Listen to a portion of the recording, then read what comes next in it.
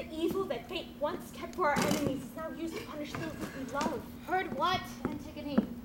All I've heard, all I know is that two sisters lost two brothers on a single day at each other's hands. At the last night the Argive army fled from Thebes.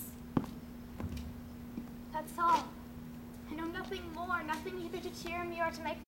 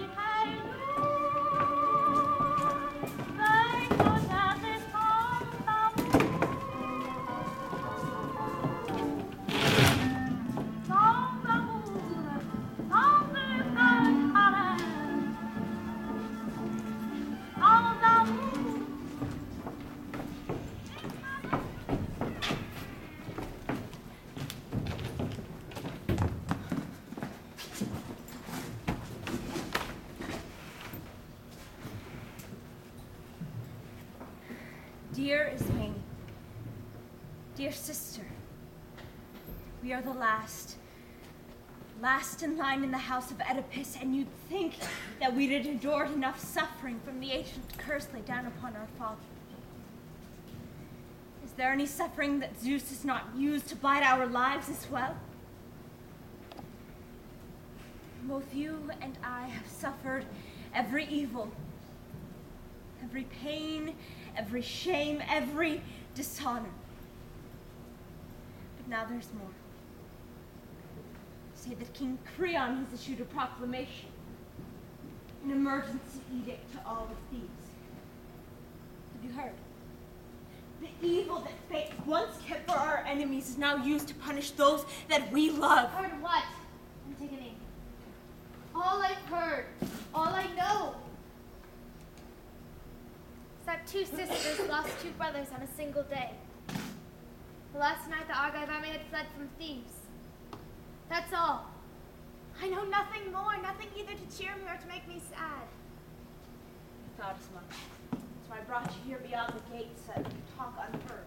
What is it? Trouble? I mean, by the way you're acting. Creon buried only one of our brothers. Eteocles went to his grave with full rites and, well, he should, military honors and all.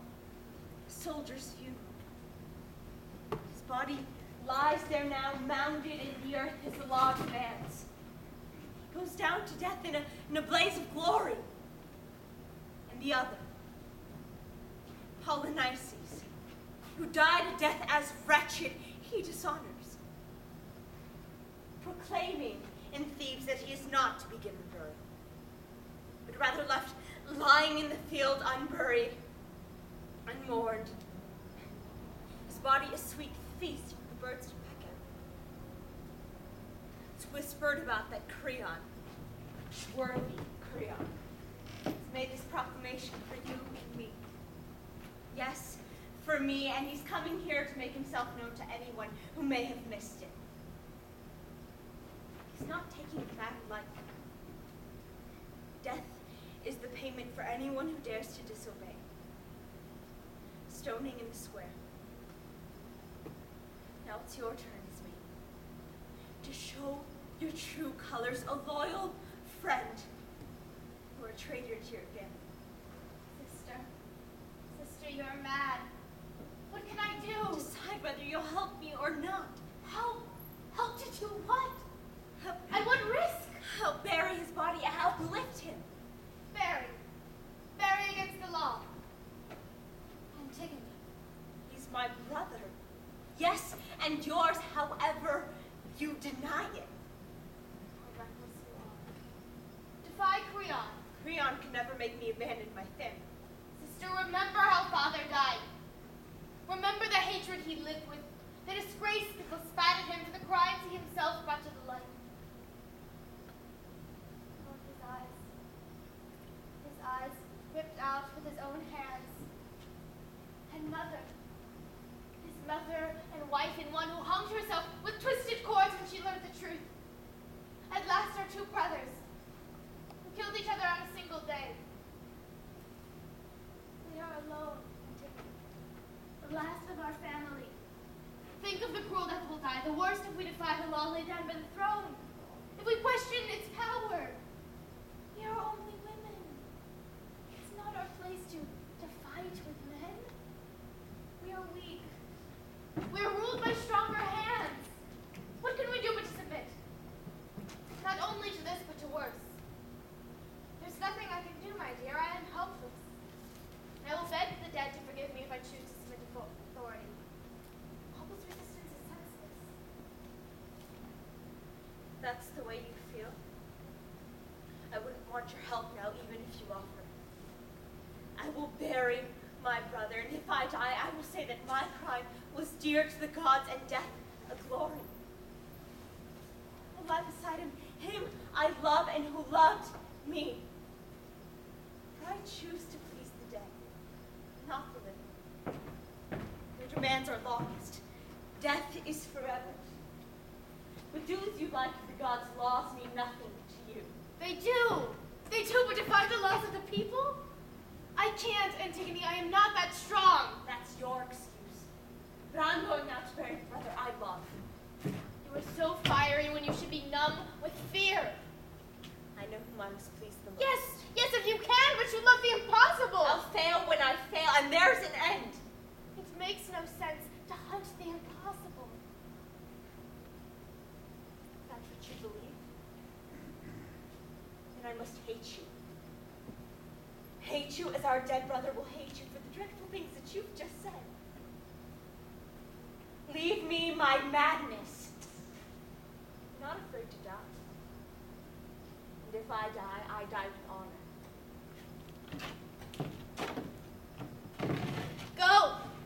Go if you must. But I will say this. Rash as your act may be, you are a deathless friend to those who love you.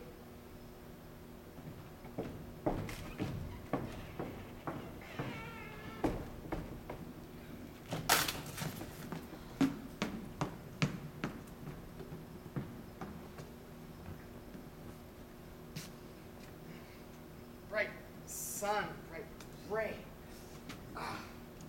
Great light of lights.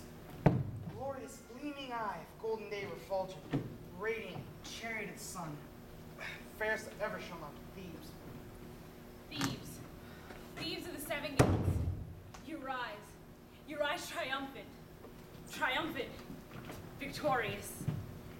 Victorious over thirsty streams, out of the dismal barrel of night, routing the Argive invader, the bronze-clad warrior with his white shield. His silver white shield with bolts of light.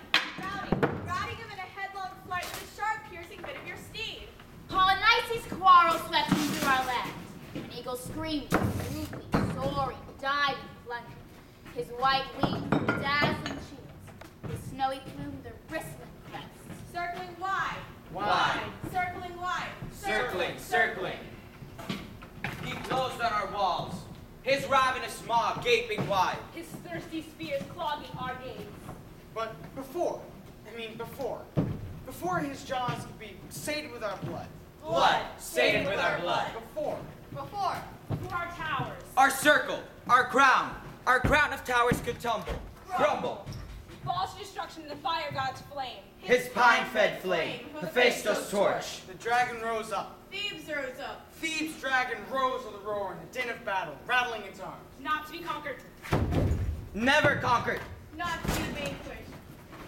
Rattling its arms. Zeus, who hates a boasting tongue, saw the swarms of Argive swagger in clankerous gold, and blasted as he reached the top. With fiery bolt, the first to crow. He fell. He fell in a wide arc. Wide. Flame streaming. Torch trailing. Trailing and struck the earth. Struck with a terrible noise. He who breathed on us blazing white hate like a raging storm wind, savage blast. Failing in all he threatened. Ares, god, storming, raging Ares. Ares, war god, gave to each man, to each a different death. Ares gave us victory. 7 invaders, 7 defenders, 7 gates, 7 tribunes of enemy arms, to Zeus of battles.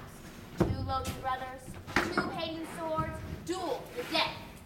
Now Nike. Now victory. Now victorious Nike. Nike victorious comes. Comes with the dawn and answered to Thebes' rejoicing. Thieves of the many chariots, let us raise high. Let us raise high our voices. Let us raise high our joyous voices. Our joyous voices in praise. Praise. Put battle behind. Sweet forgetfulness. Let us lift high our voices and feet to the gods. Let us lift high our feet in all-night dancing with Bacchus to lead us. Bacchus. Lead us in joy. Let our stomping feet lead us. Bacchus, lead us in shake the earth. Shake with delight. Bacchus. But here comes Priam, son of Enochius, new crowned king of Thebes, our ruler.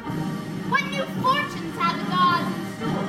Has in mind to call this assembly of elders.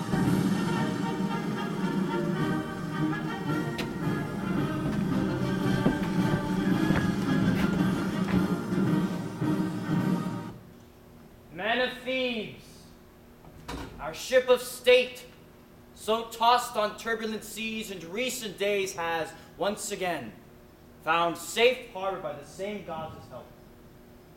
I called you here, of all the men of Thebes, because I know the loyalty you proved to old King Laos, and later to his son, King Oedipus, who also steered our land.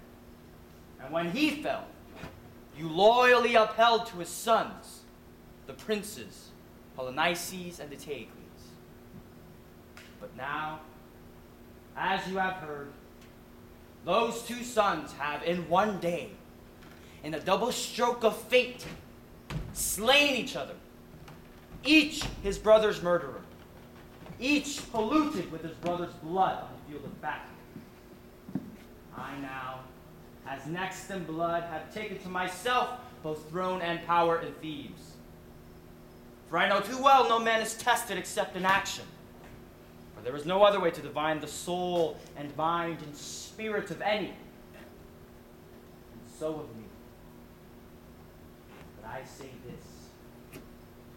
No ruler who presumes to steer the state, who fails to heed the best counsel, who fears and fails to speak, that man, I say, that man of all men, is the most base. This I have always believed, and believe it now. The man who places the good of a friend above the good of a state is beneath contempt. I call on Zeus, all-seeing, to witness for me. If ever I see my country headed for destruction and fail to speak, I will damn myself as well. Nor would I make a friend of a state's enemy. The state is our ship. And when that ship sails straight and bears us safely and prospers, then, and only then, can we make true friends. These are the laws for which I govern the state. And these are the laws that led me to issue the edict relating to these two brothers, the sons of Oedipus. Eteocles, who died as a man should die, will be honored with full burial and every right that follows the noblest dead. But Polynices, his brother, who returned from exile in the same desire to waste his father's land, upturned the shrines of his gods, battened on the blood of his people, and led the remnant into slavery. To that man I say, I deny burial and every sign of ritual lamentation. Let him lie on the open, barren field, a naked corpse for birds and dogs to tear at, the sign of unspeakable shame. These are my orders. While I'm king, the patriot will always be honored above the traitor, and he who is loyal to the state will have my praise in life, as well as death. If this is your will, Creon, son of Menoetius, touching the city's enemies and friends, so be it. As king, the power of law is yours, to enforce upon the dead as well as the living. See to it then, that my will is obeyed. We are old, Creon. Let younger men see to it. No, not the body. I've posted guards. What will you have us do? To sight with no one who breaks this law. Only a fool is in love with death. And death is the answer. Yet to many a man has been ruined by hope of gain.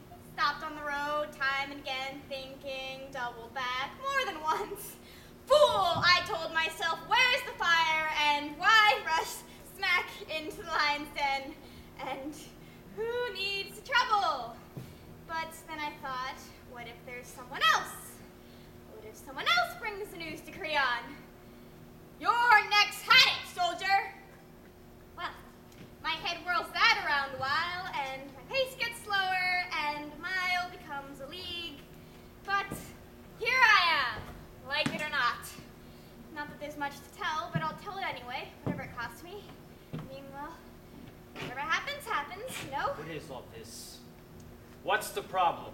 First, let me get myself off the hook, King. I didn't do it. I swear I don't know who did, so please, sir, don't take it out on me. Set up your defense as well, soldier. It's clear you have something important to say. Serious matters can rattle a man's brain. Come to the point, soldier, and get out. Yes, sir. Right, sir. Sure will.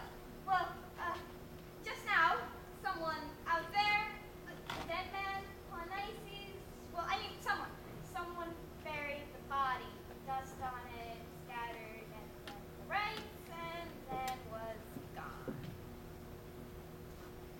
What man would dare? I don't know, sir. No sign of digging, no shovel, no peg, the earth hard and dry, nothing to show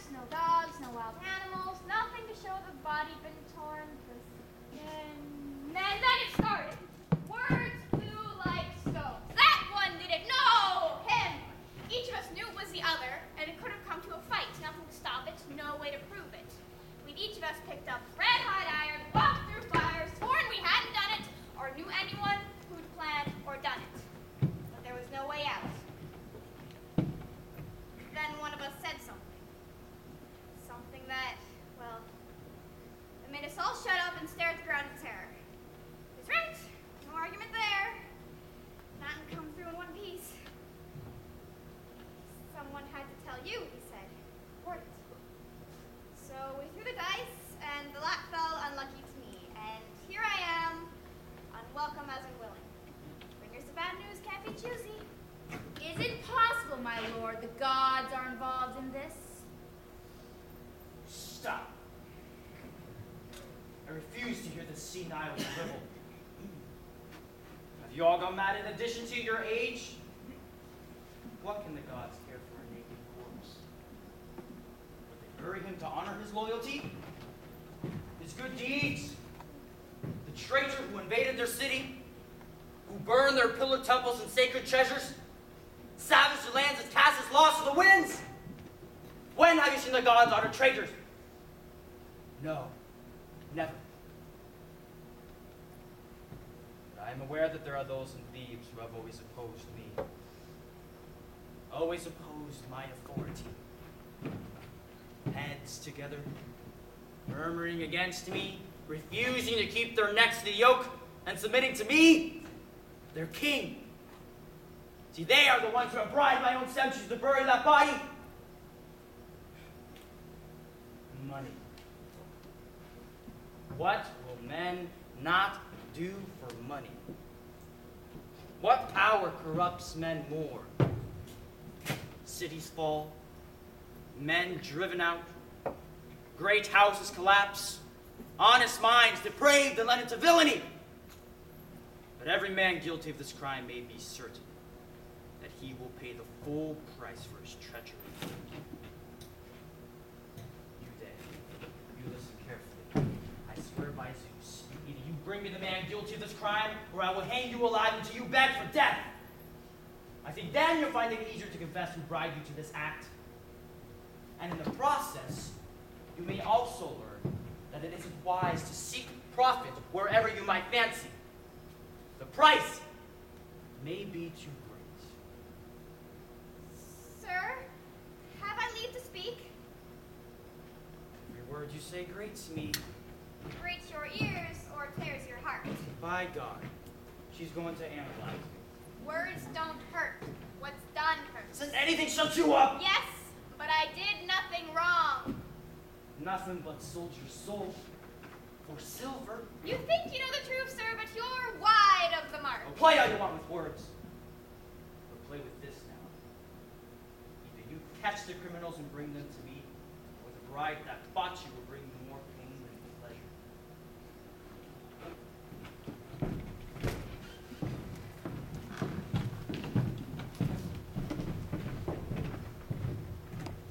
Catch the criminals, he says. Oh, sure. What else? But found or not, I'm out of here. Luck or no luck, you'll never see me here again. At least my next save. Thank God.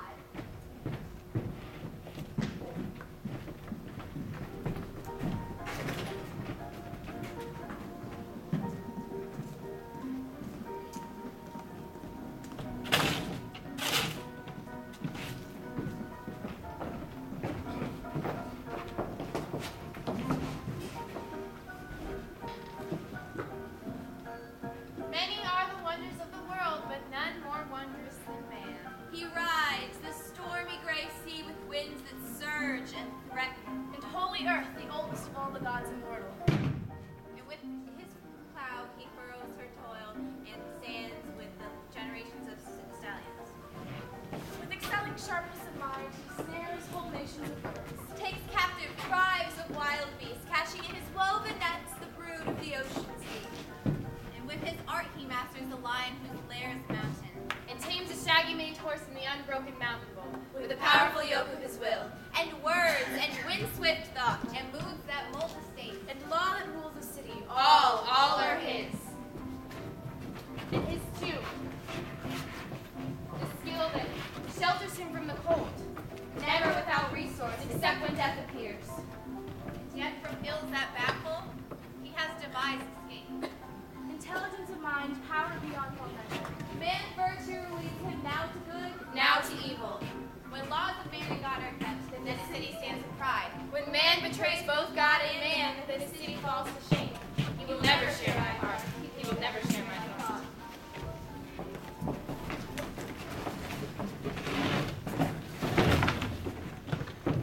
What is this? No, not Antigone. Unhappy daughter of unhappy Oedipus? Were you so rash as to defy the king?